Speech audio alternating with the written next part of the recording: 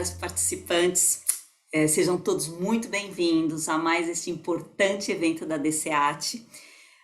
Eu sou Salete Beltrão, eu sou diretora de desenvolvimento da DCAT no Brasil, sou uma profissional de recursos humanos, apaixonada por pessoas, e é um prazer imenso estar aqui com vocês nesta noite, onde nós teremos a oportunidade de um diálogo entre os CEOs e os diretores de capital humano, abordando temas de gestão de pessoas.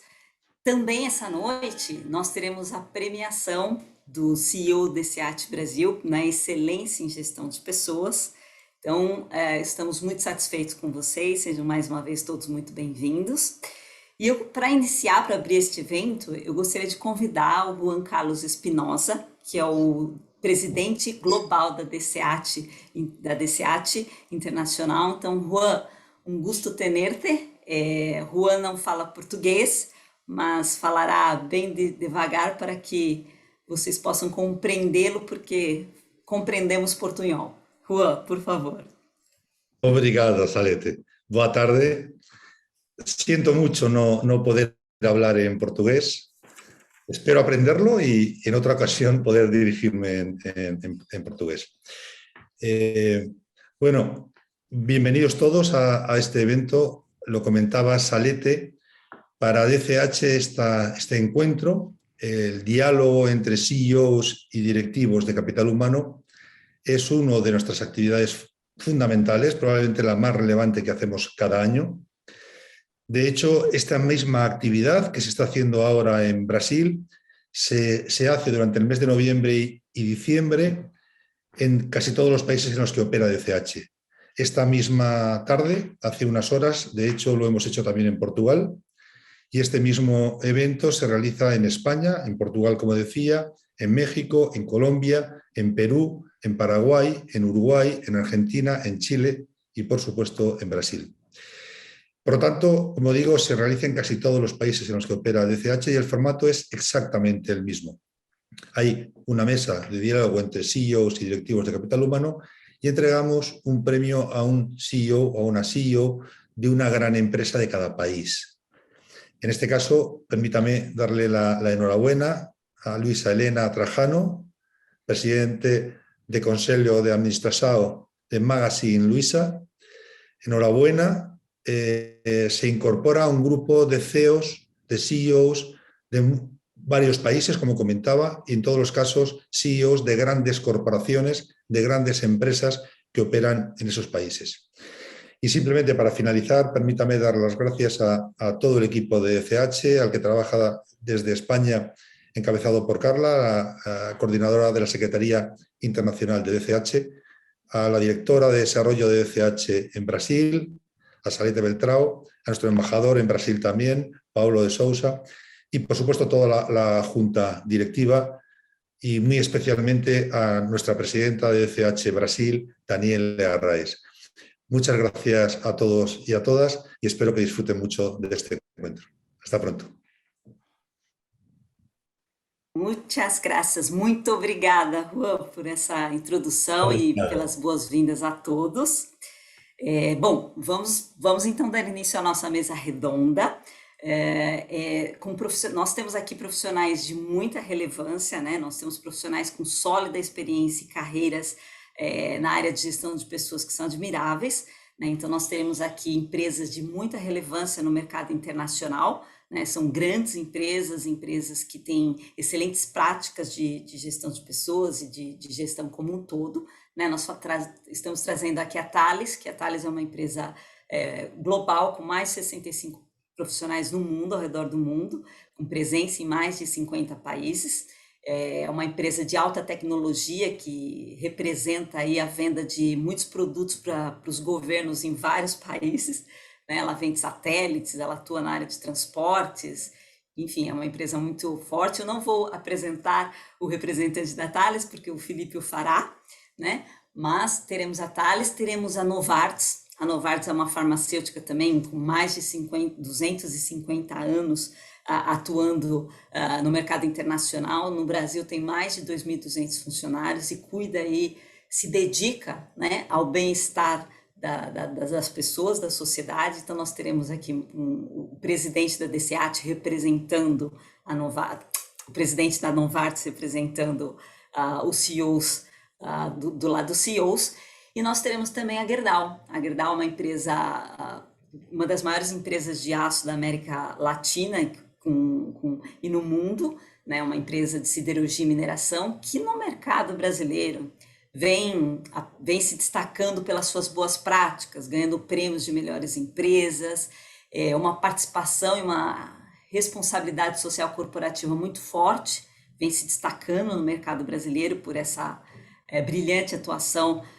com essas excelentes práticas de gestão de pessoas. Então, nós estaremos aqui bem representados na parte de recursos humanos.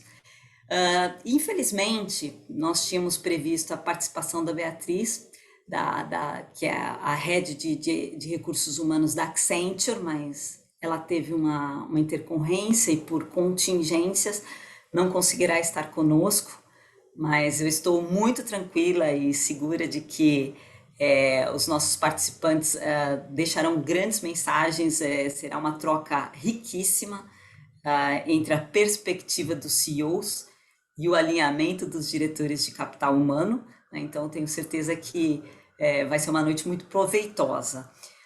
Depois teremos a querida do Brasil, a Luísa Trajano, para a premiação.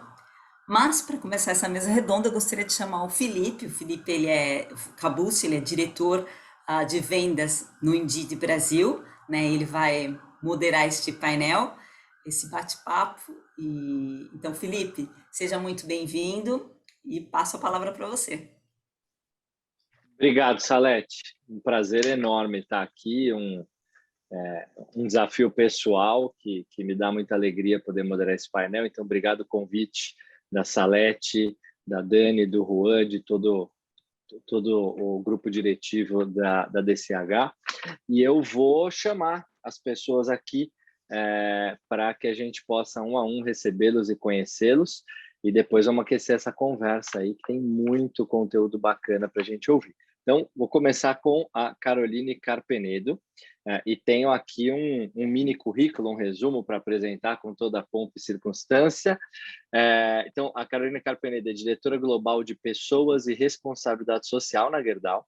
Ela é PhD e executiva sênior com mais de 18 anos de experiência na área de recursos humanos, implementação de todos os processos de RH com ampla experiência internacional e mindset global, desenvolvido em países como Itália, Canadá e Estados Unidos, com frequentes viagens de negócio à Índia, Espanha, Estados Unidos, China e vários países da América Latina. Então, um pequeno resumo aqui da Carol. Carol, seja bem-vinda. Obrigada, Felipe. Obrigada pelo convite, a Salete, a Dani, o Juan, todo mundo. Um prazer estar aqui. Obrigada a todos que estão nos assistindo. É um prazer. Prazer é nosso. Vou chamar o Renato Carvalho. O Renato Carvalho, ele é presidente da Novartis Brasil desde 2019, lidera a companhia em um plano de crescimento e transformação cultural, passando pela ampla oferta de produtos genéricos até as mais avançadas terapias, como gênica e acelular. Graduado em Engenharia de Produção pela Universidade Federal de Itajubá, Minas Gerais, possui MBA pela Universidade de São Paulo. Renato já atuou como CEO da Philips Brasil e presidente da Abimed. Bem-vindo, Renato. Obrigado.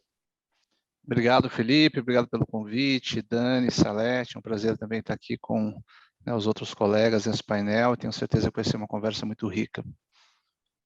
Também tenho. Obrigado. E chamar o Luciano Rodrigues. Luciano Macaferi, espero ter pronunciado correto, Rodrigues, é o diretor-geral da Thales no Brasil, companhia líder mundial em tecnologia nos mercados de defesa e segurança, aeroespacial, espacial, identidade e segurança digital e transporte terrestre. Com mais de 20 anos de carreira, Luciano está há 6 anos no Grupo Thales. Foi também cofundador e sócio de 3 startups do Brasil nos segmentos de serviços e bens de consumo. Seja bem-vindo. Obrigado, Luciano. Obrigado, Felipe. Boa tarde a todos. Boa tarde, Caroline. Boa tarde, Renato. Acabei de descobrir aqui que o Renato é meu colega de faculdade, então já começa aqui essa conversa me sentindo em casa. Agradeço a Salete pelo convite, ao Juan também, e espero que a gente tenha uma boa conversa, tenho certeza. Excelente, excelente. Obrigado. Bom, para mim é uma honra poder moderar esse painel. Eu quero dizer de antemão que moderador bom é aquele que fala pouco, né? E que interage pouco e deixa vocês conversarem. Então, não se sintam com a necessidade de aguardar eu fazer uma nova pergunta, deixa a conversa fluir, que assim vai melhor.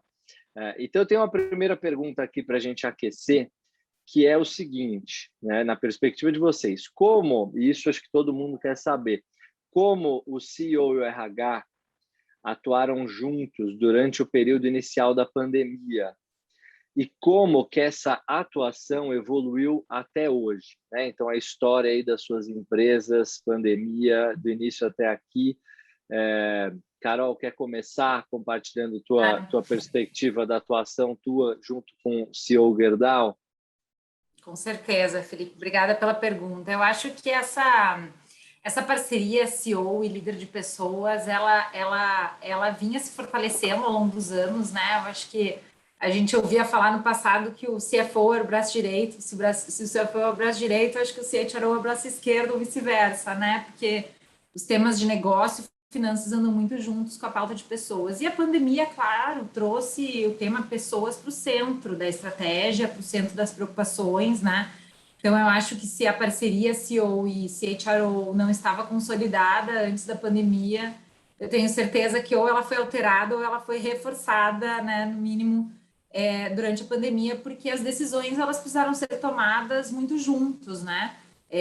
A gente teve vários momentos durante a pandemia de não saber qual era a melhor decisão, né? De debates, assim, claro que sempre olhando para os princípios, para o propósito da empresa e isso estimulando qual que era o caminho da tomada de decisão. Então, no caso da minha parceria com o Gustavo Werneck, que é nosso CEO, eu acho que foi de muita proximidade, né, de debater os temas difíceis todos os dias, de priorizar as pessoas em primeiro lugar. Então, a gente cuidou muito, assim, como é que eu cuido dos protocolos das usinas que eu não poderia parar porque tem produção, né, de aço essencial, como é que eu cuidava da saúde mental das pessoas, como é que a gente cuidava do financeiro, porque no início da pandemia a gente não sabia como é que o mercado ia se comportar, então como é que a gente, né, cuidava do caixa da empresa, e a área de pessoas tem que estar envolvidas nesse debate também, não só no cuidado com as pessoas, e intensificar muito a comunicação. Então a gente intensificou muito, não só a comunicação nossa dessa parceria, mas de como que o CEO e a área de pessoas estavam muito presentes com todos os colaboradores. Então a gente faz, na verdade, o que a gente chama de CEO Talks, que é uma fala do Gustavo que a gente fazia uma vez a cada 3, 4 meses, e a gente intensificou muito na pandemia. Às vezes a gente tinha mensal, dependendo do que estava acontecendo, abrir espaço para os colaboradores fazerem perguntas, responderem todas as perguntas que vinham, porque eu acho que isso ajudava a diminuir, de uma certa forma, a ansiedade de respostas que nem todos tinham e que muitas vezes a gente teria que co-construir, né?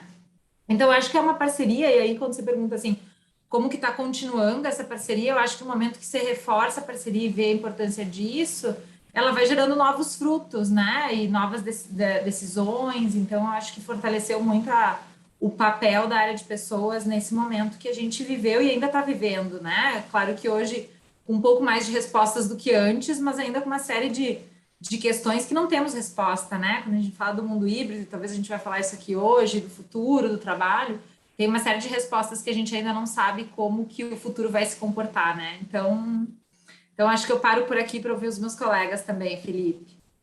Uma série de testes, né? Mas eu fiquei muito feliz, eu que estou inserido no meio do RH desde sempre, o RH virou protagonista de vez, né? E se vendo o valor. Mas vamos ver o que Renato e Luciano pensam desse tema, se confirmam aí a nossa expectativa. Bom, posso começar por aqui. Bom, primeiro, um prazer ouvir a Caroline, sou um grande amigo, fã do Gustavo. A gente vai estar juntos, aliás, sexta-feira, numa sessão lá do CEO Legacy, na Dom Cabral. Bom, eu não vou repetir o que a Carol falou aqui. Eu acho que primeiro ficou muito claro, né, a importância, se não estava claro antes, assim, agora ficou, né, 1000% claro a importância de estar próximo aí, né, do departamento, da função, né, dessa figura de recursos humanos. eu acho que um adendo, né? Eu acho que as pessoas, os colaboradores, enfim, né? As outras funções começaram, talvez até por necessidade, até dar mais importância, algo que ajudou no elemento cultural nessa transição, né? Acho que nessa evolução que vem acontecendo da função de líderes de capital humano dentro das companhias. E aí eu vou trazer um pouco aqui da perspectiva dos aprendizados que a gente teve, né? Então, na Novartis, né? Só para me apresentar de novo, sou presidente da Novartis aqui no Brasil. E antes eu fui presidente da Philips aqui no Brasil. E tem uma característica que foi muito interessante para a gente no Novartis, porque nós somos uma empresa de saúde, né? Nós somos uma empresa farmacêutica. Então, a gente estava no olho, literalmente, do furacão quando tudo isso aconteceu. Nós não temos uma divisão de vacinas, enfim, né, que foi vendida já há alguns anos, mas o fato de sermos, né, uma empresa farmacêutica, em teoria, né, a solução da pandemia vindo da indústria farmacêutica foi algo que consumiu absurdamente, né? E eu vi coisas muito interessantes, né? Eu vi, assim como outras empresas de outras indústrias também, né, houve a colaboração. A própria Gerdau fez parcerias, enfim, para levantar hospitais, um monte de coisa. Houve uma colaboração entre competidores que foi muito interessante. Eu acho que isso foi uma coisa muito bacana. E o papel de recursos humanos, isso foi fundamental, né? Eu acho que passa pelo básico de o que a gente faz, né, nesse momento de pandemia. Normalmente, a gente tem experiências e referências relativamente recentes ao longo do tempo. Agora, a nossa geração, ninguém havia vivido uma pandemia global. A última pandemia global tinha sido, enfim, gripe espanhola, e nenhum de nós estava vivo naquele momento. Então, como que a gente faz? A gente tem que aprender. Os colegas aqui também são parte de empresas multinacionais. Como que você alinha isso? Quais são os princípios? Diferente da Gerdau, que é uma multinacional com base no Brasil, a gente é uma multinacional com base na Basileia, na Suíça, uma empresa suíça. Então, a gente teve algumas vantagens, as ondas estavam vindo, né, de pandemia, a gente pôde aprender o que estava sendo feito fora. Mas foi uma interação, assim, muito rica, eu diria, enfim, né, com o pessoal de recursos humanos. Eu acho que a gente aprendeu se existia já um caminho de liderança por princípios e conceitos e muito mais do que regras, isso se intensificou. Porque como a gente não tinha respostas e não sabia muito bem como era o dia de amanhã ou a semana seguinte, a gente tinha que estabelecer princípios. Então, todo esse conceito de autonomia, de deixar as pessoas, né, de fato, informadas, eu acho que nós aprendemos que muitas vezes a comunicação é menos falar e mais escutar. O fato de você estar disponível para as pessoas, esses CEO Talks que diferentes empresas têm, diferentes nomes, né? A gente também tinha, e eu percebia que em vários momentos, óbvio que as pessoas querem te escutar, mas as pessoas também queriam falar, queriam trazer as suas angústias, queriam, né, demonstrar as inseguranças e tudo que elas estavam vivendo. Foi difícil equilibrar, né, toda a questão de escritório, campo e fábrica. A gente também tem fábrica, né, no Brasil. Então, a gente teve que, eu acho que de uma forma resumida também, para escutar um pouco o Luciano, acho que foi um momento de, fortalecimento muito forte, fortalecimento de cultura. Para a gente que estava na indústria de saúde, estamos, né, uma colaboração incrível entre diversos competidores para fazer as coisas acontecer. E, por fim, teve um desafio que o Recursos Humanos nos ajudou muito também, porque, naturalmente, a Covid se tornou a maior causa de morte, né, no Brasil, mas existia e vai existir muitas pessoas morrendo e padecendo de várias outras doenças que são nossos pacientes, que são nossos clientes. Então, teve um esforço hércules aí em, né, também, né, demonstrar respeito ao Covid, mas fazer todo o esforço possível para que pacientes cardiológicos, oncológicos, neurológicos, enfim, recebessem também os seus tratamentos. E de uma forma resumida, assim, acho que para mim significa parceria. Foi muito importante essa parceria entre o nosso caso líder o líder e as líderes de recursos humanos que a gente tem nas diversas divisões e a figura da liderança e das lideranças de negócio. Excelente. Obrigado, Renato. Queremos te ouvir, Luciano. Se puder agregar alguma coisa, acho que a Carolina e o Renato já falaram aqui quase tudo, né? E eu estou muito em linha com os dois, né? Eu acho que se a gente olhar a Thales fez um pouquinho do que a Caroline falou e também um pouquinho do que o Renato falou, né? Só para dar um pouco mais de contexto, né? Pouca gente conhece a Thales, mas a gente costuma falar que a gente está muito mais presente na vida das pessoas do que elas imaginam, né? Porque muito provavelmente vocês usam algum cartão de crédito que foi fabricado por nós, estão no celular com vocês, com o SIM card fabricado por nós, a conexão dessa chamada nossa está sendo assegurada por algum sistema nosso, né? Quando vocês voam, tem algum sistema nosso no avião ou no radar. Então, a gente trabalha com sistemas sensíveis e que não podia parar, né? Então, logo no começo da pandemia, em conjunto com o time de RH, né, a gente tomou uma decisão muito importante. Então, a gente definiu focar em 2 aspectos. Então, o primeiro deles, obviamente, era a saúde e bem-estar das pessoas, né? Não dá para a gente, num momento desse, não ter isso como foco, né? Mas a gente precisava também assegurar o cumprimento dos compromissos que a gente tinha com os nossos clientes, né? Os clientes precisavam continuar voando para transportar oxigênio, precisavam continuar sendo capazes de processar um cartão de crédito por aproximação para você evitar contato. Muita gente não trabalhar em casa, então assegurar a segurança era importante. Então, a gente acabou tomando essa decisão, né, de manter a operação da empresa em pé.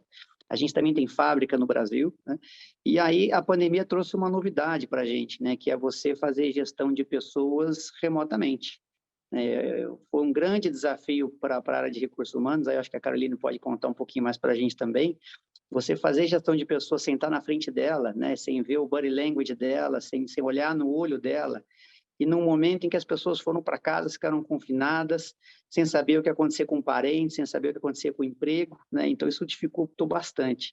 Mas eu acho que uma atuação muito junta, quase que simbiótica, né, do CEO com o RH, com o time de HSE e de comunicação, foi fundamental, né? Então, nós fizemos, aí, como a Carolina comentou, nós aumentamos a frequência das nossas conversas com as equipes. Então, a gente tem o café com a diretoria, que até então era feito presencialmente, a gente passou a fazer digitalmente, envolvendo outras áreas e semanalmente. A gente ampliou também a comunicação com os funcionários, de forma a poder mantê-los informados de tudo que a gente estava fazendo. Muita informação errada, né, circulando pela internet, pelo WhatsApp, pelo Facebook. Então, a gente também tinha um pouco desse papel de educar as pessoas, ou tentar, né, com um pouquinho que a gente sabia, educá-las, como o Renato falou, né, também é uma coisa nova para a gente. E por ser parte de um grupo francês, a gente também se beneficiou disso, né? Assim como a Novartis foi o caso deles, né? A onda chegava na França antes de chegar no Brasil, então quando chegava aqui a gente já estava um pouco mais preparado, né? Mas eu concordo tanto com a Carolina quanto com o Renato que se não estava claro, né, o papel do protagonismo da área de recursos humanos, agora ficou claríssimo, né? Não dá para o RH, não sou, né, a área de capital humano não ser o braço direito, esquerdo, cérebro, coração da empresa, né? Acho que não consigo ver uma empresa que não seja assim hoje. Legal, obrigado. Confirmou, né, nossas hipóteses aqui. Legal. Agora, pandemia à parte, né? Fico muito curioso em saber, assim, quais são os temas de conversa ali de dia a dia do RH com o CEO, né? Quais são as principais pautas de conversa RH-CEO? Aí, de repente, a gente faz a volta, começa com o Luciano e volta no mesmo sentido para ser fair. Posso começar assim. Bom, obviamente que a pandemia fez a gente repensar a forma de fazer muitas coisas, né? Aprender, trabalhar, comprar, pagar, viajar, mudou muito os nossos hábitos. E eu acho que o bichinho do home office mordeu muita gente e o pessoal gostou, né?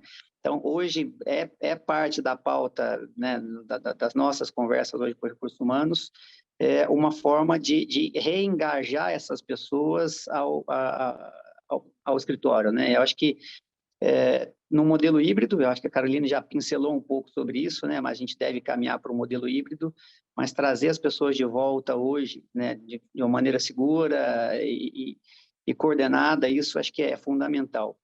Outra coisa é formar equipe de alta performance nesse ambiente que a gente tem agora.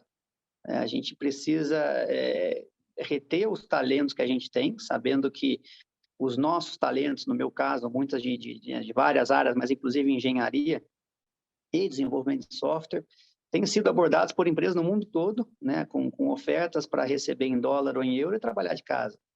Então, a gente precisa ter uma política muito agressiva, no bom sentido, né? E próxima das pessoas, para que elas se sintam reconhecidas, motivadas, vejam que tem possibilidade de crescimento na empresa, para que elas não façam um movimento de saída, né? Muda também o onboarding das empresas nesse cenário pós-pandemia, né? O onboarding era de um jeito, agora o onboarding é de outro. Então, isso também tem que ser tratado, e a gente tem trabalhado bastante nisso. E eu acho que a pandemia também trouxe para a gente, né, acho que para todos, um sentimento aí de inclusão versus exclusão, né? Acho que o fato da gente ficar nas nossas casas, separado de muita gente, muito tempo sem ver colegas, família, nos aflorou um pouco mais esse sentimento nosso de pertencimento, de inclusão, né? E o tema de inclusão social hoje é quente, né? Diversidade. Então, esse é hoje também um dos grandes tópicos que a gente conversa com o RH, como tornar a empresa mais inclusiva, mais acessível, tema de diversidade, não só de gênero, mas de background, de nacionalidade, de religião, ou seja, a gente precisa criar diversidade na empresa para que ideias novas venham, novas formas de trabalho venham, né? Então, são esses os 3, 4 pontos que a gente tem trabalhado mais com o RH. Excelente. Renato, quer ir? Posso ir aqui agora. Olha, houve, nossa, inúmeros temas, eu estava pensando aqui, é até difícil sumarizar, né? Eu acho que no primeiro momento, de verdade, foi um momento de crise, né? E como toda crise, eu acho que o principal papel, a principal conversa que nós tínhamos localmente era de fortalecer as nossas principais convicções. Eu acho que é sempre muito bonito tudo que você tem na parede, no PowerPoint, naqueles quadros, no website e tal, mas são nos momentos de crise que você realmente vive seus valores e seus comprometimentos ali com a sociedade, com seus colaboradores. Então, eu lembro de ter muitas conversas de dizer, pessoal, agora é hora de mostrar de fato quem a gente é. E essa foi uma conversa, né, como, de novo, né, envolve uma organização, né, multinacional, não sei o quê, de mais de 250 anos, com enfim, muitas culturas implícitas ali. Essa foi uma conversa muito importante. Eu acho que partindo desse princípio, a gente depois começou a ter um trabalho um pouco mais tático operacional, que pode parecer não tão sexy, né, para um CEO e para um head de RH, mas que foi muito importante, né? Quer dizer, qual vai ser a regra do jogo agora? Da noite para o dia, a gente está, né, saindo do escritório, em grande medida, a Novartis é uma empresa, ou já era uma empresa muito aberta, enfim, com home office, com espaço, as pessoas têm liberdade, mas mesmo assim foi diferente. Então, como que a gente garante essas regras do jogo, sabendo de toda a burocracia que existe, inclusive do ponto de vista legal, quando a gente fala de Brasil, né? Regras, enfim, tributárias, regras trabalhistas e assim por diante. Depois, um terceiro ponto, eu acho que veio muito como que a gente mostrava empatia. Como que a gente mostrava empatia pela situação das pessoas e como que a gente poderia, de fato, dar o suporte para que as pessoas, dentro daquele contexto, fizessem o melhor que elas poderiam fazer, né?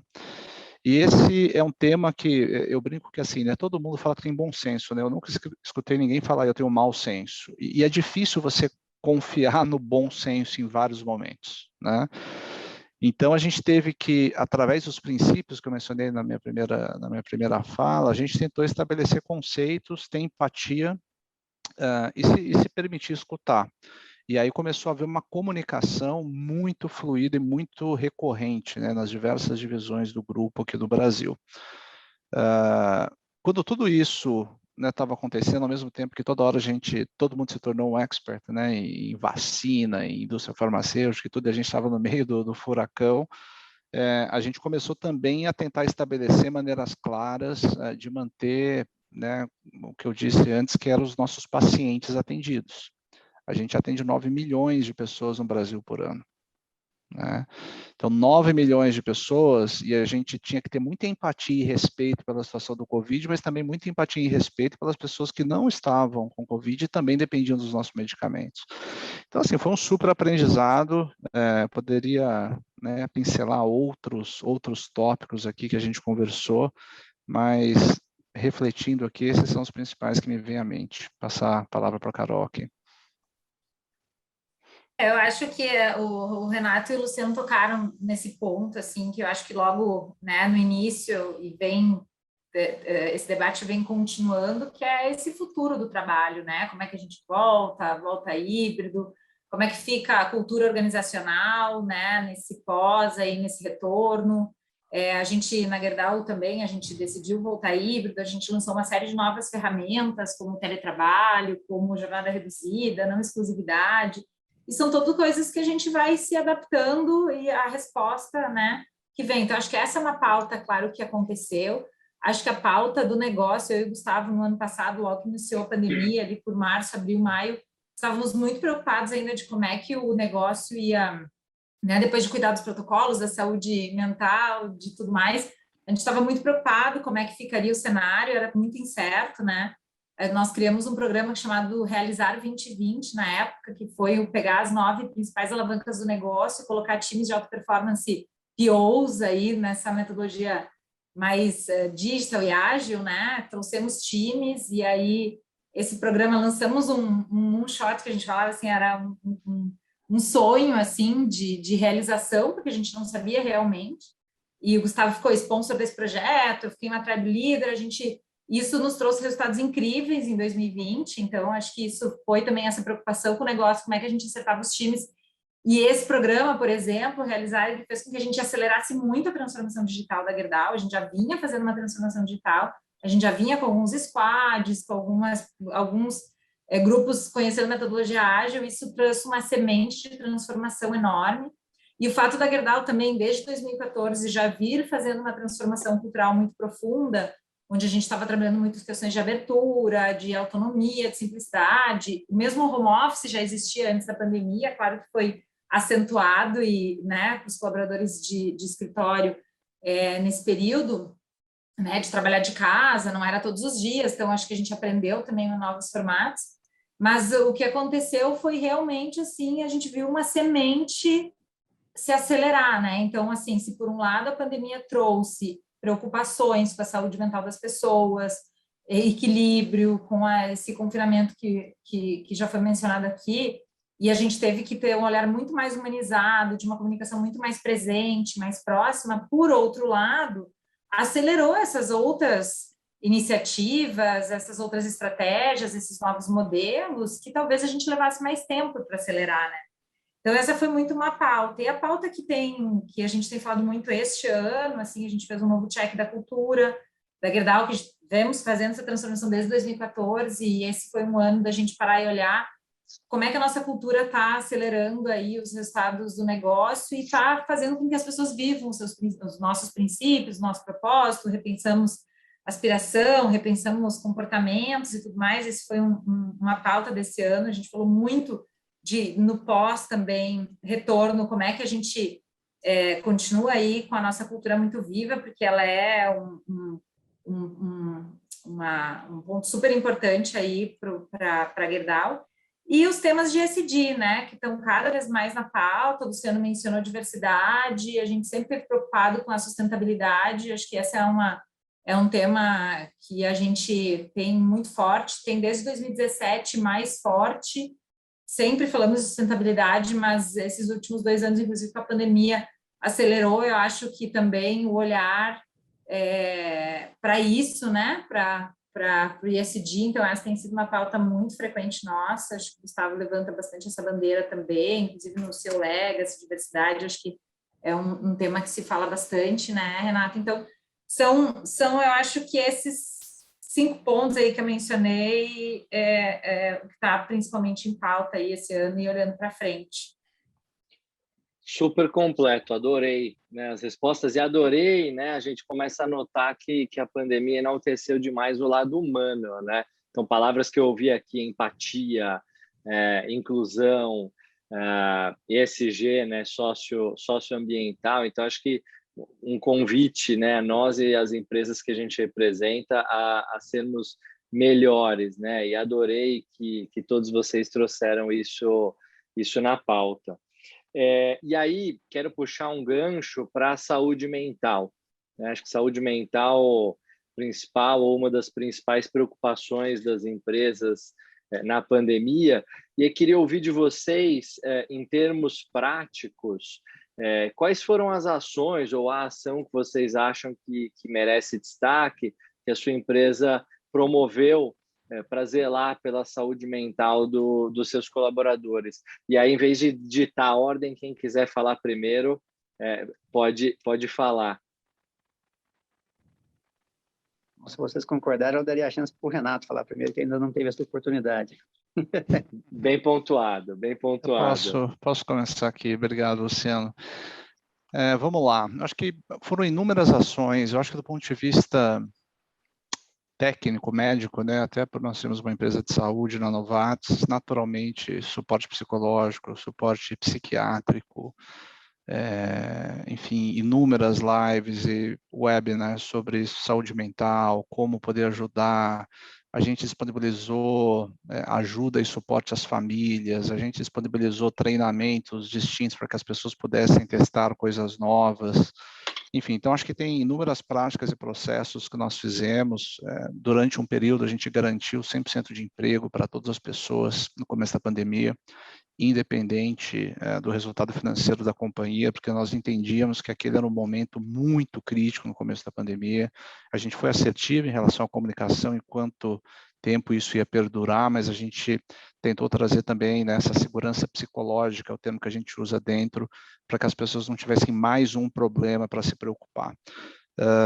Agora, eu te diria que, tá, Felipe, que essa a principal ação nossa foi muito em torno de algo que é dito soft, mas eu acho que é muito mais hard que muita coisa, que é a empatia. Estar próximo do colaborador, entender o colaborador, flexibilizar horas, e naturalmente isso onde é possível, né? Se a gente tem 2 fábricas no Brasil, e fábrica, obviamente, tem uma dinâmica diferente, e aquilo, né, deveria ter, portanto, enfim, uma demanda específica. Mas, de uma forma geral, o que a gente procurou estabelecer foi empatia. Né? Empatia nas conversas, empatia nas discussões, empatia pelo momento que nós estávamos passando, empatia por não ter todas as respostas, empatia por saber que as situações mudavam a cada semana, empatia em entender que as pessoas são diferentes e requerem situações diferentes. Eu acho que esse foi o nosso principal marco aí durante a pandemia. Excepcional. Obrigado. Deixar o Luciano e a Carol comentarem. Mas só que eu estou pensando assim, o impacto que essa coisa de garantir o emprego de 100% das pessoas teve, viu? Porque o Indeed fez isso. Então, eu me lembro exatamente, na pandemia, eu falei, bom, Brasil é pequeno para o Indeed global, 60 países, Brasil uma operação inicial, vai ser todo mundo andando embora, né? E aí, quando eles garantiram o emprego, deu uma acalmada maravilhosa em todos, assim. Então, acho que isso é uma coisa que vale destacar que você falou, Renato. Eu posso continuar aqui, a gente fez a mesma coisa, assim, no início da pandemia a gente tomou outras decisões, assim, que a gente pudesse proteger o negócio para que não tivesse todos os empregos para as pessoas ficarem, porque realmente era um momento de muita ansiedade, né? Então a gente também fez isso, assim, a gente já tinha programas de apoio psicológico, a gente tem um programa chamado Mais Cuidado, que ele dá apoio psicológico, social, financeiro também, e jurídico, se os colaboradores precisam, e familiares também. E a gente percebia, a gente intensificou muito o programa e percebeu uma demanda maior, né, do programa de antes da pandemia para depois da pandemia. O mesmo teletrabalho, telemedicina, por exemplo, a Gerdau foi uma das primeiras empresas a implementar a telemedicina muito antes da pandemia.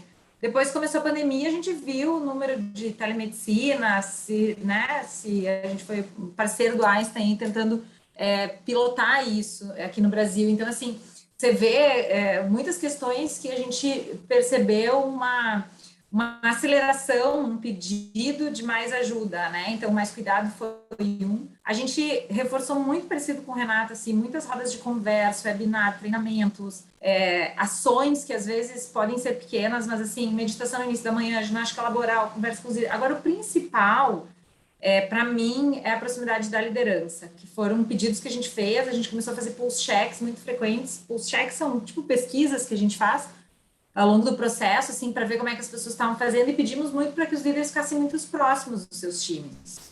Que o tempo dos líderes fosse realmente investido em one-on-ones, em conversas com os times, assim como o Gustavo estava fazendo mais momentos aí com todas as equipes, como é que cada líder se aproximava para entender a realidade que estava acontecendo com aquela pessoa, com aquela família. Então, eu acho que esse ponto de tentar buscar trazer segurança psicológica e empatizar com o que está acontecendo com aquele colaborador, eu acho que foi um dos principais temas para que essa questão da saúde mental fosse, né, trabalhada. A gente até viu a necessidade ao longo da pandemia de estruturar uma área de saúde mental. A gente não tinha antes, a gente tinha esses programas que eu mencionei dentro da área de benefícios, a gente reforçou essa área, porque entendeu que era um momento que não passaria tão logo e que a gente precisava apoiar os colaboradores fazendo programas, estimulando essa conversa, assim. Então, fizemos muito trabalho com as áreas, muita proximidade dos líderes, e eu acho que isso ajudou e é um tema que a gente continua monitorando, né? Porque ainda tem resquícios, a gente ainda tem, né, algumas consequências de tudo que a gente está vivendo. Muito legal, Carol. E queria destacar que você falou da telemedicina. Eu, particularmente, a primeira vez que a minha empresa apresentou, né, que teria telemedicina, eu não dei muita importância, né? Eu falei, pô, para que isso? E durante a pandemia, eu, particularmente, passei por muitas dificuldades, né? Acho que todos. E a telemedicina me salvou alguns dias, assim, de pegar o telefone, ligar e conversar e me acalmar, porque eu não sabia para onde correr, né? Não vou discorrer aqui sobre a minha história, mas só para passar o relato que realmente impacta e ajuda muito todos, assim. Muito legal que vocês já olhavam para isso há muito tempo. E, Luciano, e você? Bom, no nosso caso, a gente não fez um plano para segurar o emprego, porque, bom, acho que talvez até pelo resultado da decisão que a gente tomou de seguir trabalhando para cumprir os compromissos com o cliente, né? A empresa cresceu durante a pandemia. Então, a gente estava, inclusive, em contratação, né? Alguns produtos nossos foram muito demandados durante a pandemia, sistema de pagamento, principalmente. As nossas unidades de Pinhais e de Barueri, onde a gente produz e personaliza os cartões, realmente tiveram um boom aí, eram meses atrás de meses com recordes novos, né? Então, o que a gente fez ali, uma vez assegurado o emprego das pessoas, né, e assegurado a saúde, porque esse era o foco nosso, a gente fez várias ações de palestras com especialistas, né, porque a gente viu que tinha realmente muita informação circulando e a gente não conseguia entender que informação era boa ou não, né? Então a gente resolveu trazer médicos especialistas para conversar com as pessoas. Em alguns casos, com aqueles que estavam trabalhando em home office, foi online, com as pessoas na produção, foi pessoalmente, né? A gente dividiu várias turmas para que a gente não precisasse ter muita gente aglomerada, mas fizemos isso. A gente fez muita ação também para ajudar as entidades que durante a crise precisaram de algum apoio, né? Seja desenvolvendo um respirador de baixo custo ou fabricando placas para empresas que precisavam ter placa para colocar no respirador deles, ou fazendo reparos em sistemas de camas de hospital. Então, isso deu também aquele sentimento para as pessoas que estavam na fábrica, né? O fato de poder estar ajudando, de poder estar fazendo parte de uma solução, isso foi muito bem recebido por eles, né? E eu acho que isso ajudou muito esse fato da saúde mental. E aí, obviamente, a gente sempre tem as ações no Setembro Amarelo, vocês estão me vendo aqui, a gente tem ação no Outubro Rosa, no Novembro Azul. Então, a gente está sempre buscando fazer esse tipo de ações com eles. A alta direção da empresa participa ativamente, né? Eu não uso barba naturalmente, mas em novembro eu fico de barba por causa disso. Semana que vem eu vou estar de bigode, né? Então, é mais ainda complicado, mas a ideia é realmente ter esse sentimento, como o Renato falou várias vezes, né, de empatia, né? As pessoas precisam nos ver como parte, né, como membro da equipe.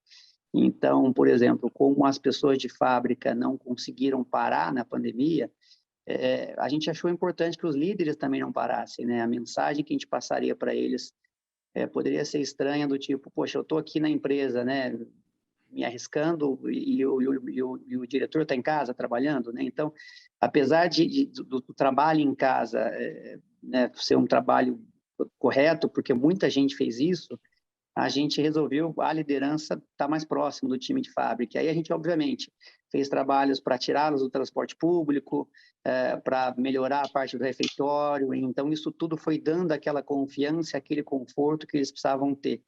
né, educando-os a como se portar em casa nos finais de semana, dando máscara para eles e para as famílias, fazendo exame de vitamina D em quem precisava, e depois um programa de apoio à vitamina D. Então, tudo que a gente podia fazer para dá-los o conforto, a gente deu.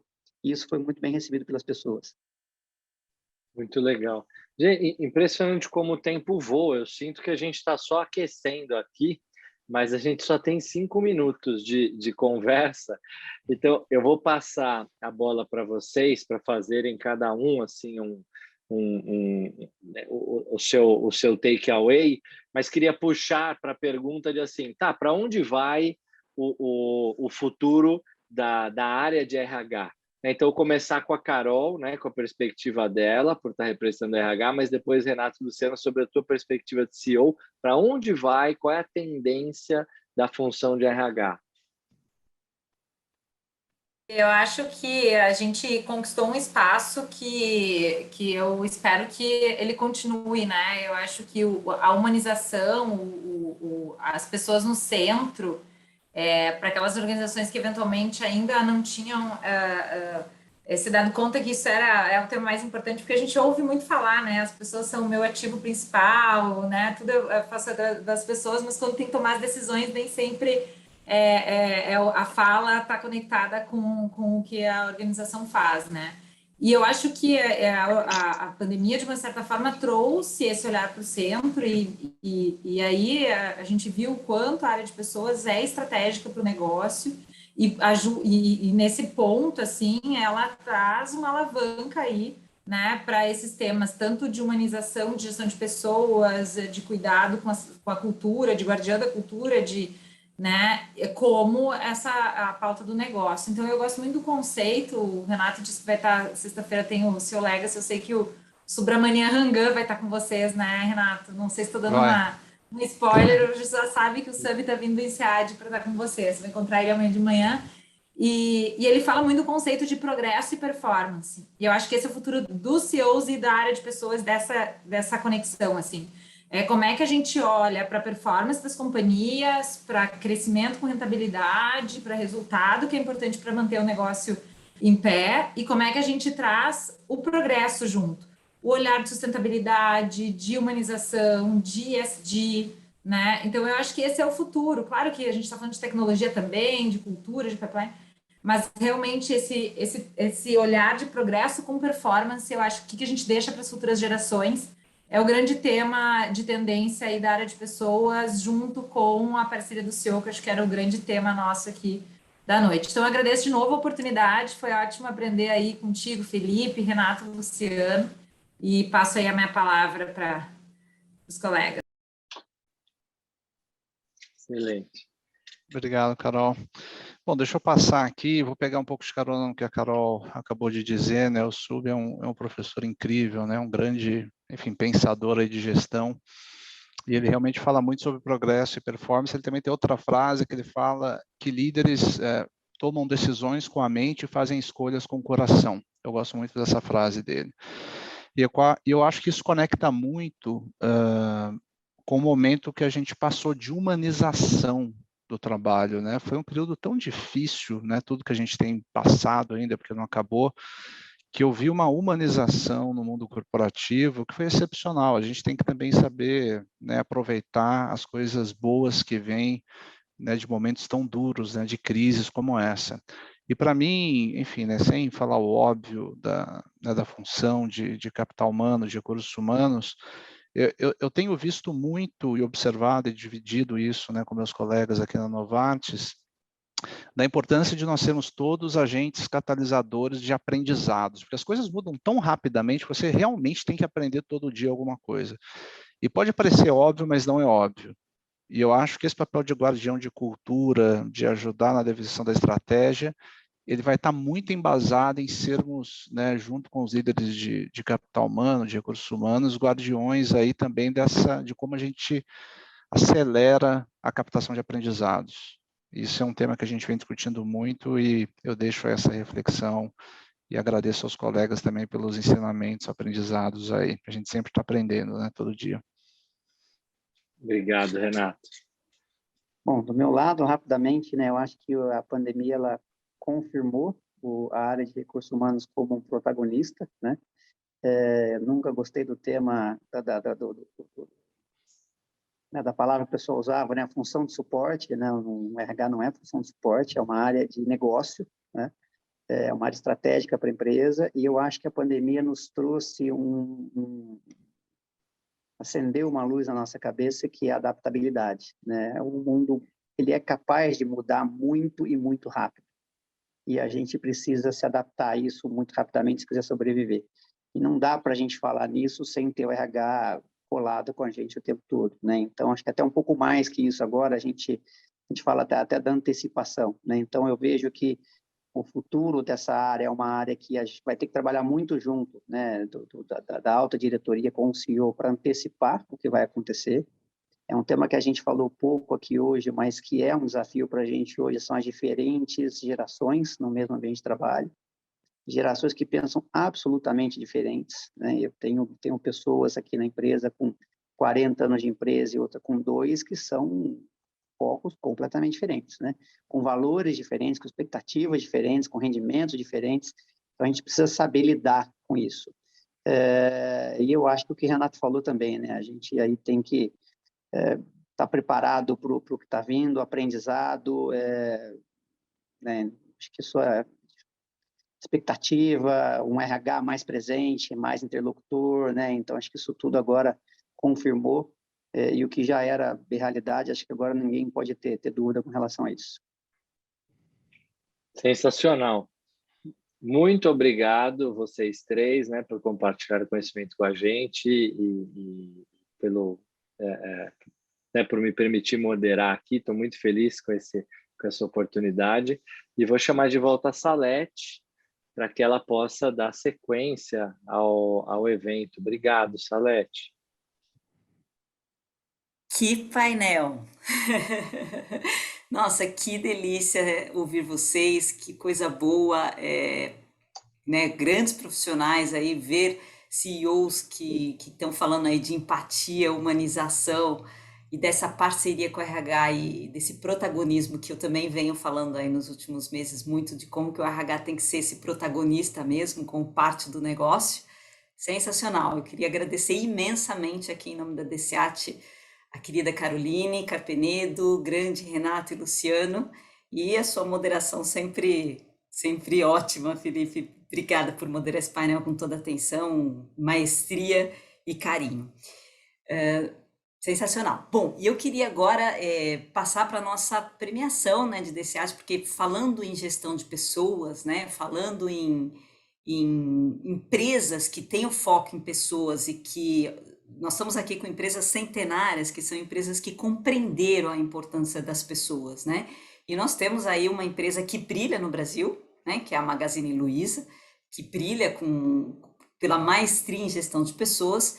Então, nós vamos aí, após uma votação entre os membros da DCAT, a querida Luiza Trajano que ganhou, mas eu não vou falar muito, que eu vou chamar a Daniele Arraes na tela para gente, que é a vice-presidente de RH da Puratos e presidente da DCAT no Brasil, para que ela comande aqui esse momento tão especial com a Luiza Trajano, a querida Luiza Trajano para o Brasil.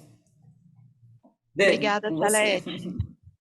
Boa noite a todos, obrigada pela presença, que ótimo ter tido esse painel aqui tão especial.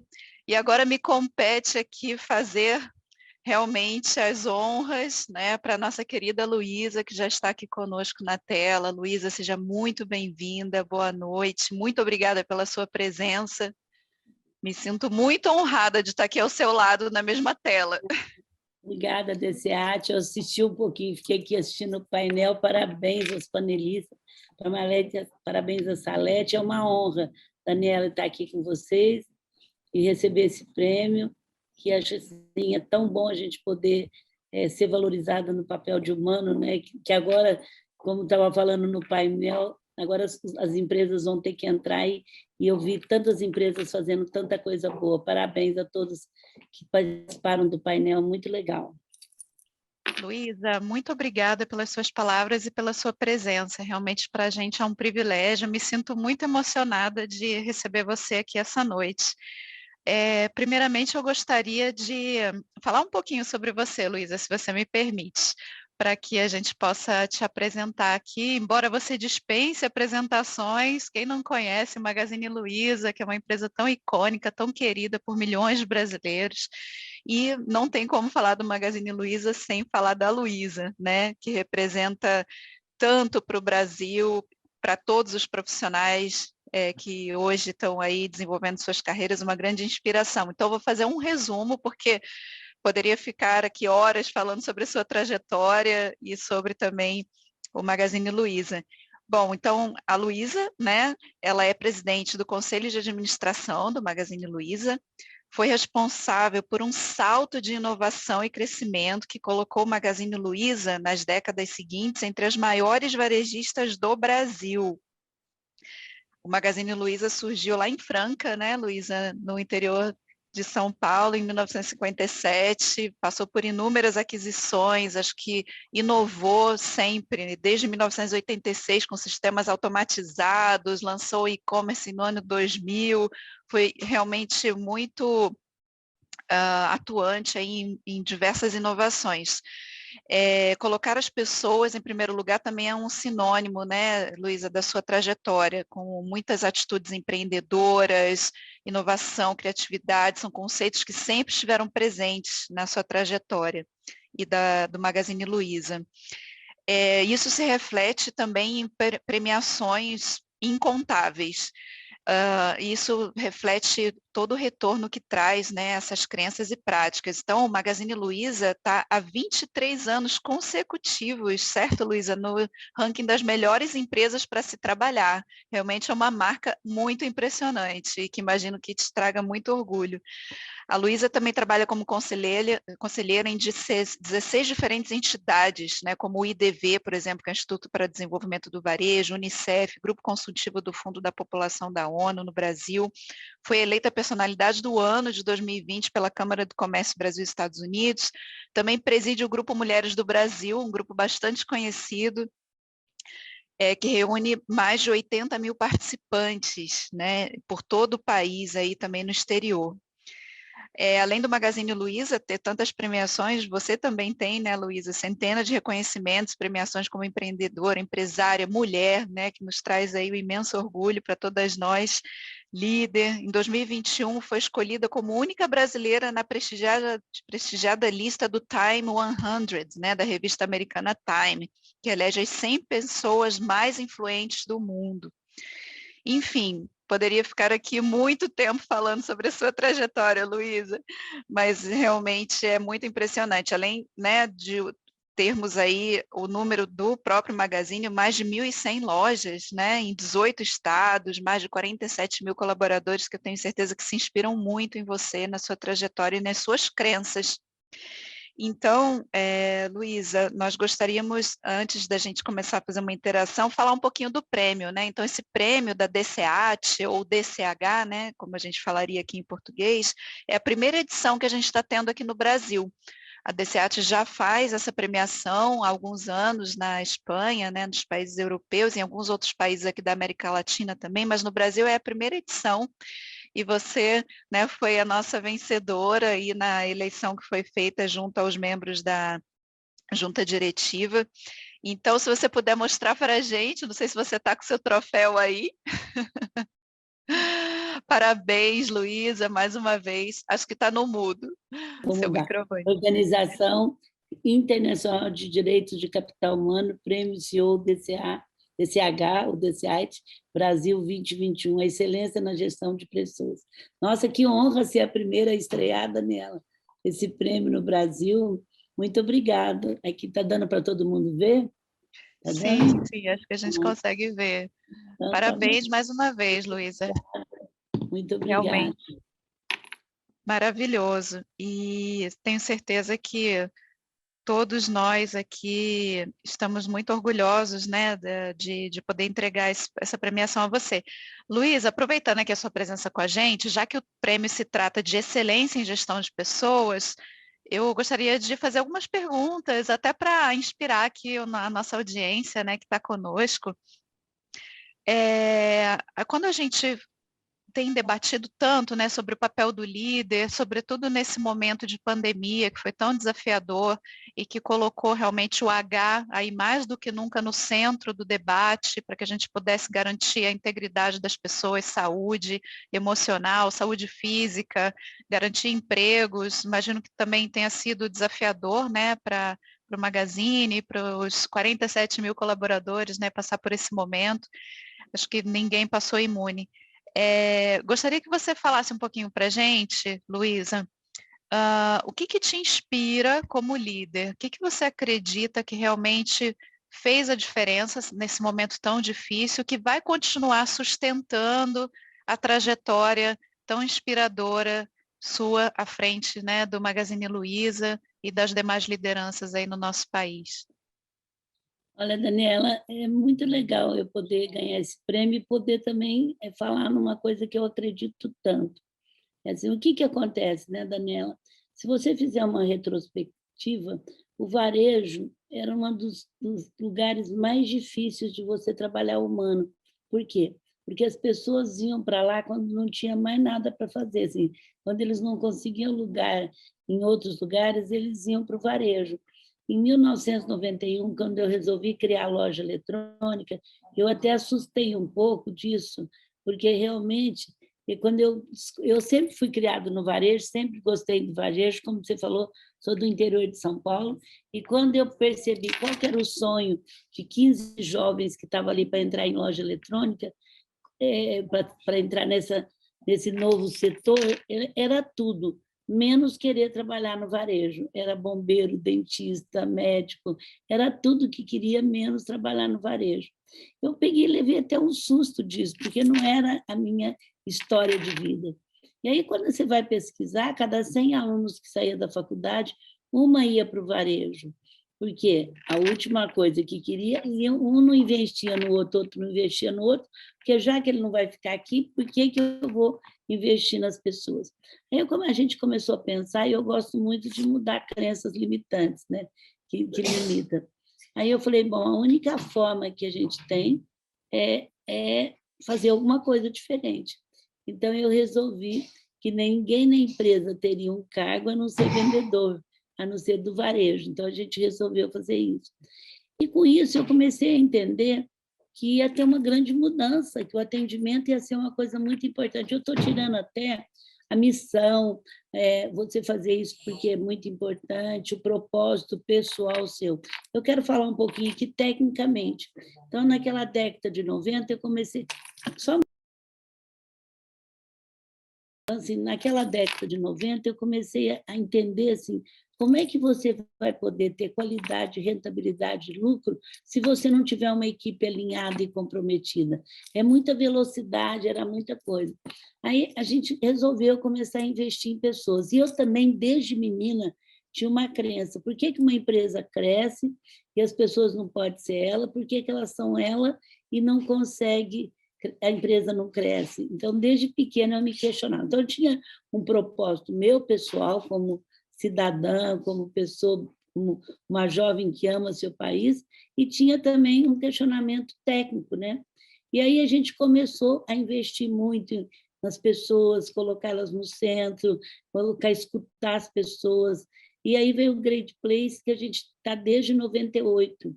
E o objetivo era analisar, porque é uma pesquisa muito séria, que nos dá resultado, eles escolhem as pessoas mandam diretamente para eles, e toda vez que chegava o relatório, Daniela, a gente levava muito a sério para melhorar. Então, assim, para não falar demais, mas dizendo, era uma crença nossa, e eu acredito que essa contribuição ao varejo brasileiro, nós somos muito inovadores nesse aspecto.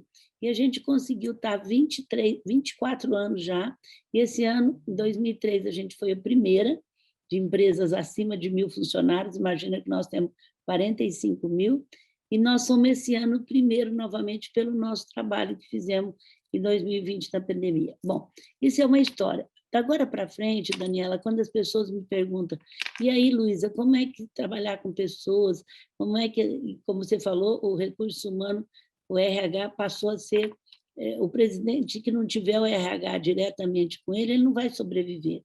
Por quê? Porque o mercado financeiro percebeu que a pandemia acelerou muitas coisas. E o ISG, que falou tanto aí, eu escutei agora não é mais uma questão de você querer ou não investir nas pessoas. Ou você investe, ou daqui 3, 4 anos você está fora. Então, quando eu ia nos cursos, participar de palestras, Luísa, como que eu faço? Meu presidente não é voltado a isso. Vamos lá, você tem estratégia, vai tentando, vai pegando, ele vai percebendo que é importante. Agora, quando me perguntam, eu falo, faz um projeto para já e apresenta para ele, porque ele vai ver com outros olhos, porque se ele não vier, ele também não vai ser CEO, porque é o mercado financeiro que está buscando isso. Então, é uma evolução com a pandemia muito grande, que o ESG trouxe isso muito forte. Então, parabéns a vocês que estão fazendo isso, tem um trabalho inteiro. E vocês estão no momento certo, na hora certa, no país certo. Sensacional, Luísa, muito obrigada. Acho que as histórias, elas inspiram demais, né?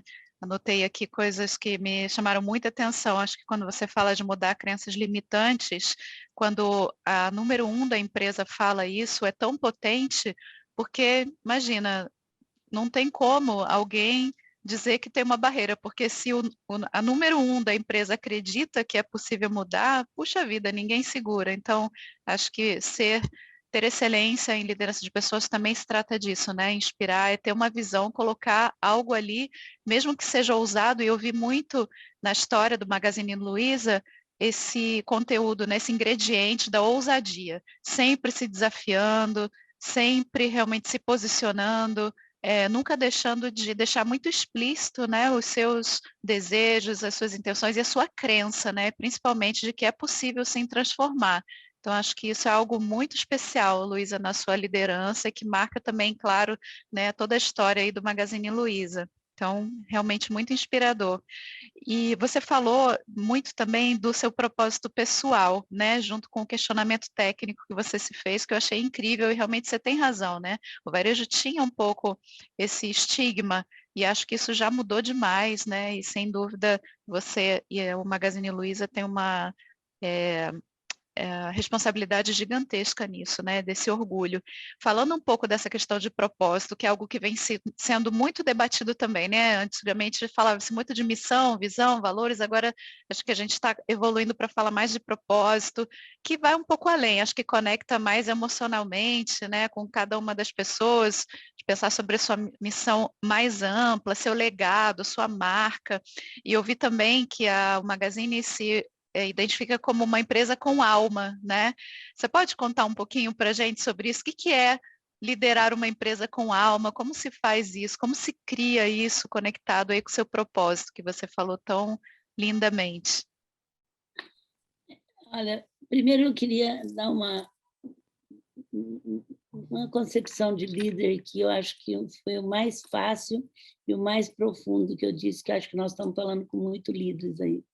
Líder é aquele que leva as pessoas mais longe do que elas acham que pode ir. Mas, para isso, ela tem que se levar mais longe também. E quando a gente pensa nisso, é um desafio total, porque o líder é feito com um exemplo. Quando saiu a pandemia, eu descobri que eu não conhecia Zoom. Os canais que estão úteis hoje. Aí eu comecei a estudar das 10 às 11 da noite, toda noite. Uma moça da Mulheres do Brasil, e falava, oh, essa conexão é boa, essa não é. E, de repente, eu tive até dando aula de luz, de tamanho, mas é muito mais difícil para mim, né, Daniela? Porque eu não tenho a facilidade, quer dizer, por mais que eu me esforce, uma facilidade de jovens que tem. Mas, no entanto, eu aprendi tanto, e dei mais de 400 lives no ano passado, esse ano é o dia inteiro, mas o que foi bom, que eu pude entrar muito nesse mundo para a nossa empresa, porque o RH e a área de comunicação interna, ela mudou muito, né, Daniela? Agora os dois têm que estar juntos. Você não pode falar de uma área de treinamento sem você falar da conexão digital, porque por mais que, graças a Deus, o físico está voltando, ela é um mundo muito grande ainda. Então, é muito importante. Aí, o que eu quero dizer com isso? Que, nesse momento, eu dei realmente eu mostrei que eu era capaz de aprender, que eu era capaz de mobilizar, e não é fácil para mim, gente. Então, assim, e eu, de repente, eu passei a dar até aula lá. Então, líder é este papel. E o Magazine Luiza tem uma regra básica, que eu acho que nos ajuda muito. É a única coisa que você vai ver escrito nos crachás, nas mesas, porque eu nunca escrevi propósito, missão, nada na parede se não veio da equipe de baixo, porque isso tem que estar no osso. Não adianta você querer fazer. A única coisa que nós temos é faça aos outros que eu gostaria que fizesse a você. Isso, Daniela, a gente leva muito a sério. Não quer dizer, minha gente, que a gente não erra, tem hora que a gente não esquece, mas é uma empresa que tem alma, é aquela que pede desculpa. Você entra nos nossos escritórios, seja onde for, você percebe de cara que tem alma, pelo comprimento das... Alma que eu quero dizer, assim, tem vida além do que você está vendo fisicamente, né? Vida que eu falo assim, tem alguma coisa no ar. Agora, hoje mesmo eu recebi gente, nossa, mas que beleza que está aqui, parece que todo mundo é feliz. Não é, tem confrontos, tem coisa, mas a gente tem verdade, a gente tem transparência, a gente não tem paredes já, assim, salas fechadas. A minha sala tem, mas é aberta 24 horas, porque só porque eu faço live, mas é toda de vidro. Primeira pessoa que você vê, primeira sala que você vê há muitos anos na nossa empresa é a minha, é a primeira. Isso, assim, desde 91, no escritório mais simples, Franca, você abria, você dava de frente. Então, assim, para mim, a Alma é isso. É uma empresa que tem... que faz mais do que fala o que ela faz. É impressionante, quando alguém procura emprego e entra de emprego, fala, não tem ninguém que não fala, vocês são melhores do que a gente lê nos jornais. Porque eu acho que é isso, você tem que fazer e não ficar falando só. E a gente tem muitos programas, nós temos um Cheque Mãe para há mais de 15 anos, toda mulher que tem filho até 11 anos de idade. Lá tudo é produtividade, gente, nós não somos ONG, mas o cheque não ganha, se não produz, não fica lá. Ganha um cheque para poder pagar ou a mãe ou a vizinha, porque 57% da nossa população são de classe muito simples, e 27% é mais simples ainda. E dessa classe, a mulher é arrimo de família, e ela sai de casa às 5 horas da manhã e volta muitas vezes às 10 da noite.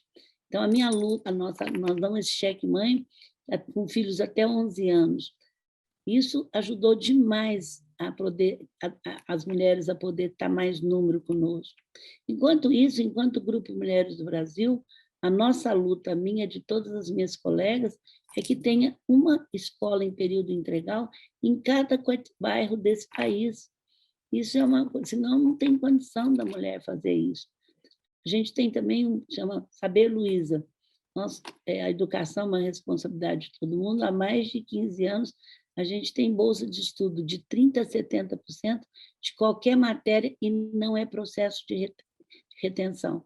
Você pode formar hoje em matemática, amanhã você pode sair. Enquanto isso, a gente luta com todos pela educação, com tudo, as minhas colegas e eu, para que a gente tenha uma educação digna para todos. Então, assim, a gente tem vários programas para deficientes, a gente tem programa, e a gente vai aprendendo junto. Nós temos uma coisa, Daniela, que eu gosto muito, que é o conselho de loja, desde 95. Então, quando não tem as pessoas que não têm cargo, o grupo não pode ter um cargo, escolhe para ser presidente, para ser do conselho. O que o conselho faz? Ele ajuda, ele é o advogado de defesa dos funcionários e ajuda a fazer a ponte entre nós e todo mundo. Todas as nossas 1.600 unidades têm conselho, que é muito praticado na Alemanha. Então, não entra um novo, outro sem o conselho saber. E é muito legal porque é um plano de carreira que começa muito espontâneo, porque naquele momento a pessoa ela quer entrar como conselheira, depois ela é eleita pelo grupo como conselheira, e você não imagina como é o primeiro plano de carreira das maiorias dos diretores que nós temos hoje, começou como conselheiro. E ontem eu fui visitar as lojas lá na Paraíba, a presidente do conselho e alguns senta junto com o gerente comigo para me falar o que está acontecendo. E eles são os guardiões da nossa ética, da nossa cultura e da nossa alma. Eles têm essa função. Então, é isso, mais ou menos. Incrível. Realmente, assim, são práticas muito inovadoras, acho que até para a época em que elas surgiram, né, Luísa? Eu vi também, né, na história de vocês que a regra de ouro, né, que você mencionou, faça o que você gostaria que fizessem com você, que já está de pé há muito tempo. Os conselhos também achei incrível. E acho que isso é liderança, né? É ter a coragem de realmente ouvir, de colocar toda a organização, de fato, centrada, né, no cliente e nas pessoas. Porque, de fato, se você tratar as pessoas, né, do melhor jeito, elas vão tratar o cliente também, provavelmente, muito bem, né? Se você não tiver uma equipe alinhada na cabeça, no coração e no bolso, eu não vejo como você ter um atendimento perfeito. Eu não vejo melhor, porque atendimento é igual regime, né? Você tem, por isso mesmo que eu abro minhas redes sociais para o pessoal reclamar. E é impressionante, os meus seguidores ficam até bravos. Isso não é lugar daqui. E eles falam, Luiz, eu te admiro muito, mas você cresceu e se perdeu. Porque é igual regime, gente. É uma tensão, e eu tenho essa linha que eu fico sabendo tudo que acontece. Gozar do cliente, só me manda, Daniela, isso é importante, quando já passou por 5, 6 pessoas que não resolveram. Não é uma coisa que ele fala. Quando ele sente que você tem respeito ao cliente, quando você tem respeito, eles não ficam me desrespeitando. A estatística, e eu brigo com a minha equipe, eu tenho uma equipe atrás de mim, eu criei o SAC, eu sou super ligada no SAC, eu falo, não perca a oportunidade de ficar famoso, porque se vocês não atender, eu vou ficar mais famosa. Se vocês atender, quem vai ficar famosa é Maria, Luciana, não sei o quê. E que bom, quando me elogiam um funcionário, é mais até do que quando me elogia, porque é sinal que a gente está fazendo o papel do líder, né? Levando as pessoas mais longe do que elas acham que pode ir. Verdade, maravilhoso. Luísa, falando um pouquinho de inovação, que acho que é uma característica também muito forte na trajetória, né, sua e do Magazine, o que você acredita que realmente destrava o poder de inovar dentro de uma empresa? Primeiro, é aceitar a capacidade de errar do grupo. Certo? Segundo, menos burocracia. Eu acho que a burocracia e menos procedimento. Deixar o grupo criar, fazer. Eu detesto muito procedimento, muita norma, e aí é um tipo de organização que está muito no startup, né? Que é o caótico, né? Cria o caos de põe a ordem, que é da Visa, que era muito difícil para mim, Daniela, explicar para o pessoal o que é isso. Até que uma consultoria, eu fui clamar, meu amigo que estava aqui comigo, não entende o caótico. Ele falou, sabe como que é? A bandeira do Brasil está escrito ordem e progresso. A Luísa põe o progresso, depois ela põe a ordem. E agora é muito importante destravar a equipe. Você não consegue ter inovação se for só um departamento de inovação. Você tem que levar a equipe a inovar desde as pequenas. Ontem eu visitei as lojas, eu fico impressionado que a nossa é uma lição atrás da outra, porque eles inovam na forma de atender, no grito de guerra, na armação. Eles agora fazem filme para jogar nas suas redes. É cada filme tão criativo, Daniel, mas tem que destravar eles, tem que saber, vocês podem fazer. E se errou, redireciona um erro rápido. Se acertou, multiplica o acerto, né? Você é do tamanho daquilo que você compartilha. Então, quanto mais ele compartilha, e um vai ensinando para o outro. Mas, para mim, é muita burocracia, muita regra, e a gente tem muito cuidado também, ontem ainda falei isso, para que o grupo não se sinta inibido de falar para o seu líder o que ele está sentindo. Você só cresce quando você escuta o que você não quer ouvir. Mas a maioria, você leva as pessoas a falar o que você está ouvindo. Eu fiz 2 treinos na minha vida até hoje, de escutar o que eu não quero ouvir. Os outros me acham muito inteligente, Daniela, mas eu não sou. Eu começo a fazer perguntas ontem nas lojas, para mim, E aí eles acabam me contando o que eu não queria ouvir, muitas vezes, o que eu quero ouvir. Porque é isso que vai me fazer minha diferença do que eu fui ontem. A outra coisa é estar inteira no que eu estou fazendo.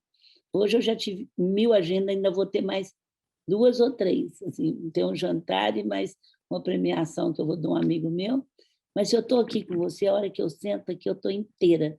Eu estava fazendo, assim, eu me treinei desde o café, e isso me desgasta menos e me ajuda também a estar inteira, dar o melhor. Porque tem uma expectativa em cima das pessoas, então eu estou inteira, eu estou prestando atenção, eu prestei atenção no debate que estava tendo, mas eu fico sabendo assim, 10 minutos antes, agora você vai fazer isso, mas a hora que eu sento, eu sou inteira.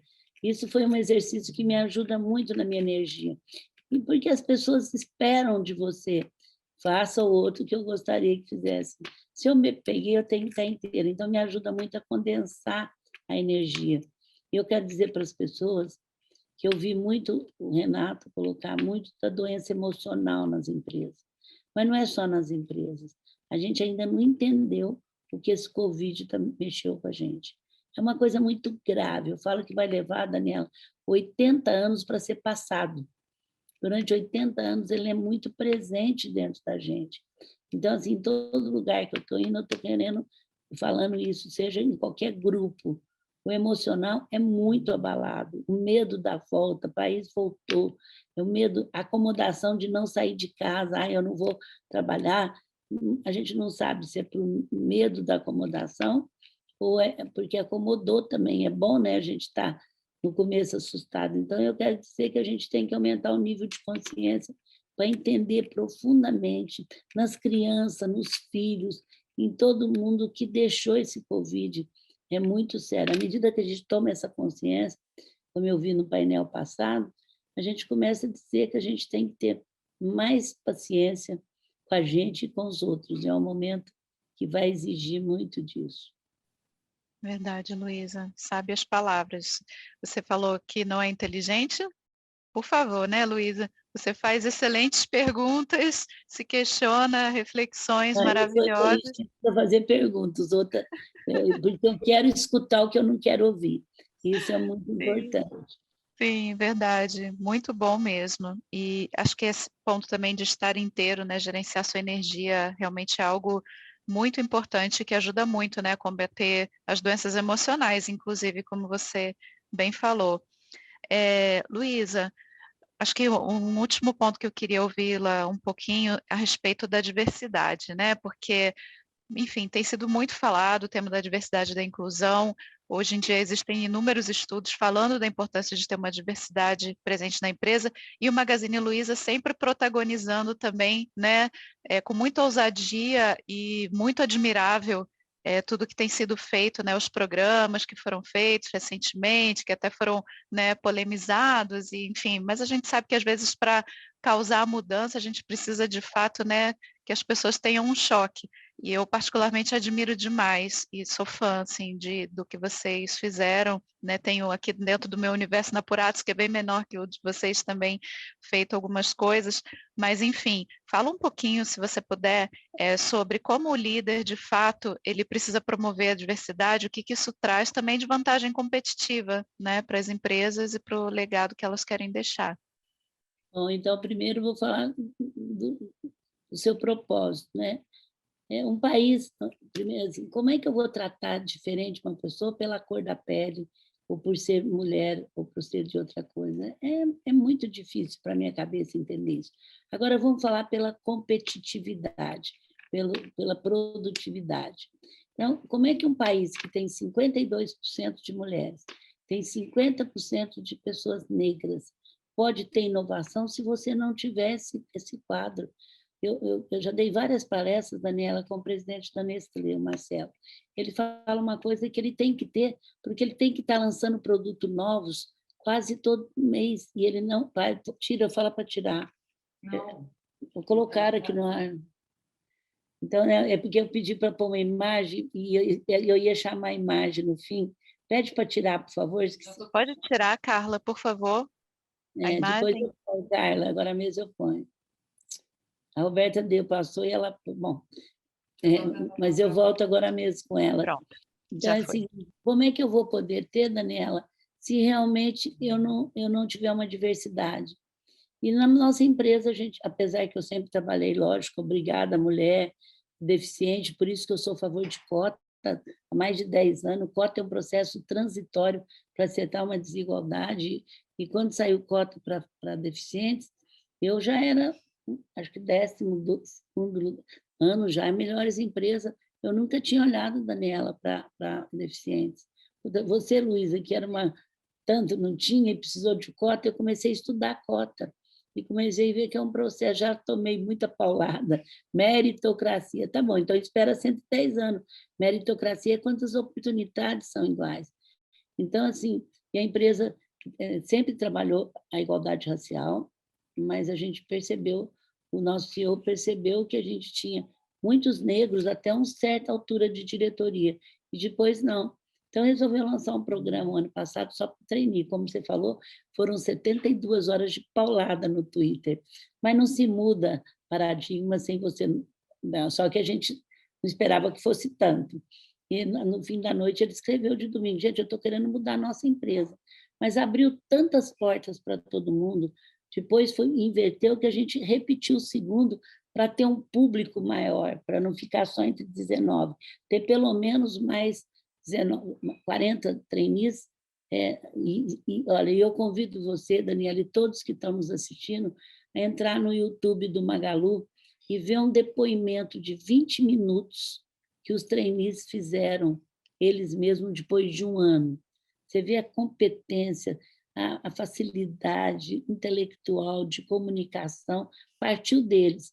No YouTube do Magazine Luiza, vocês verem documentário de trainee. É 20 minutos, gente, mas não tem uma pessoa, amigos meus, mesmo que não são tão fanáticos por diversidade, que não enche os olhos de lágrimas.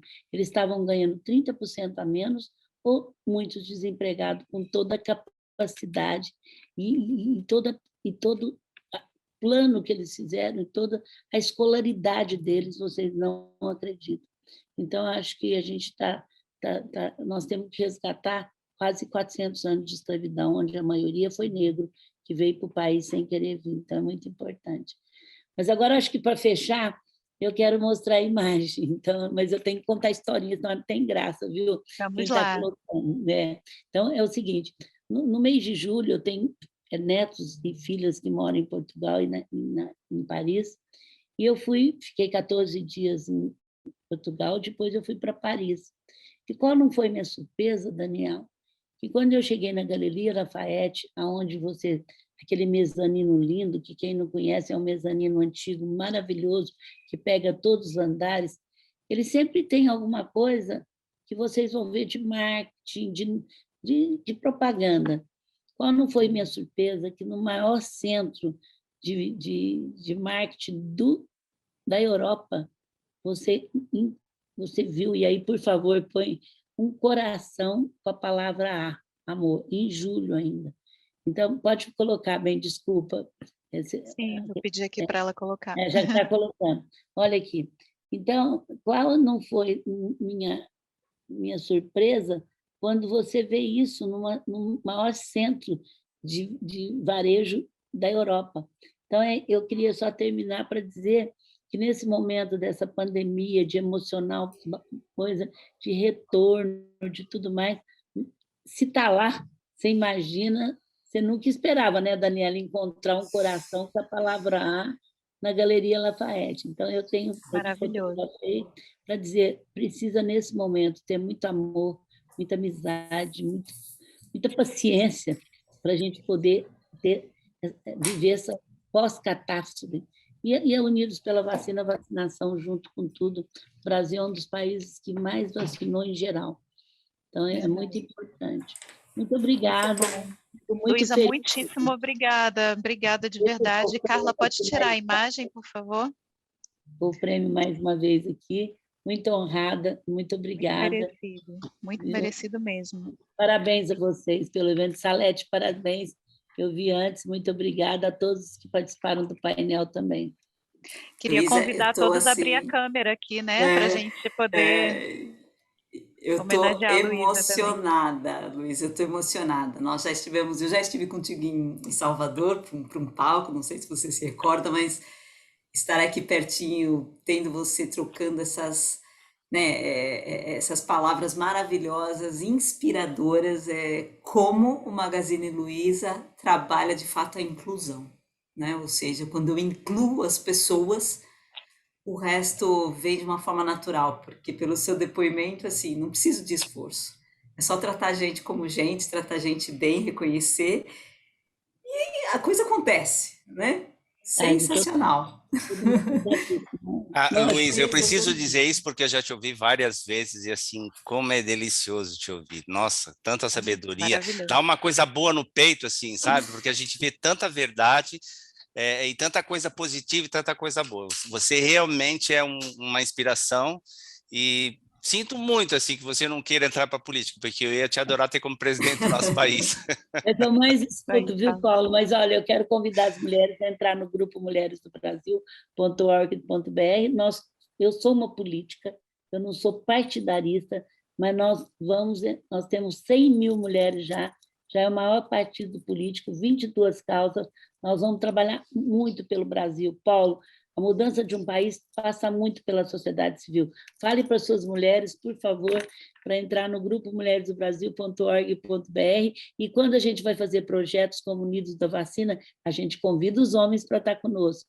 Mas hoje nós já somos o maior partido político do Brasil, com 100 mil mulheres, e nós atuamos, e é o nosso objetivo. Mas para você sabe que tem que ter força de um grupo forte para poder, num país democrático, para poder ter vozes, né? Então é isso. Isso é maravilhoso, que a gente tem que sair de 15% de mulheres na Câmara para pelo menos 50%, né? Já que não tem cota, né? Que deveria ter, a gente tem que fazer esse esforço com vocês. O nosso projeto, um dos três, um é a ciência na saúde, outro é o planejamento estratégico para o Brasil até 2032, em saúde, educação, habitação e emprego, que eu estou chamando de emprego, e um deles, os homens, que me desculpam, mas aí, hoje eu escutei de todos, eu dei uma palestra só para homens, escutei até do seu Gerdau falando isso, o nosso outro é pula para 50, Paulo. É pula para 50. É isso aí. E os homens vão nos ajudar. Eu estou achando que os maiores aliados nossos, eu já estou até entusiasmada, porque nós temos que mudar o quadro que está aí. Não está legal, gente. Vamos mudar. Certíssimo, está certíssimo. Certo, né, Renato? Luísa, parabéns. Obrigada. Parabéns, Luísa. Obrigado pela inspiração. Aproveitar meu merchan. Por favor, comprem no Magazine Luiza, que o nosso Black Friday está maravilhoso. Estava só esperando abrir, viu?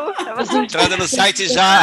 Obrigada. Beijo, obrigado, Luísa. Uma honra, Luísa, ter você conosco. Muito gratidão. Obrigado a todos, e um prazer. Obrigado a todos, prazer. Olha, uma gratidão é a palavra. Renato, Luciano, Felipe, Paulo, Carol, Dani, uma gratidão imensa ter vocês. Foi muito enriquecedor estar com vocês, então eu queria agradecer a todos em nome da DCAT e espero encontrá-los em breve, porque são todas pessoas muito queridas. Obrigada, Salete. Boa noite, pessoal. Até a próxima. Prazer, gente. Um abraço. Obrigado, pessoal. Tchau, tchau.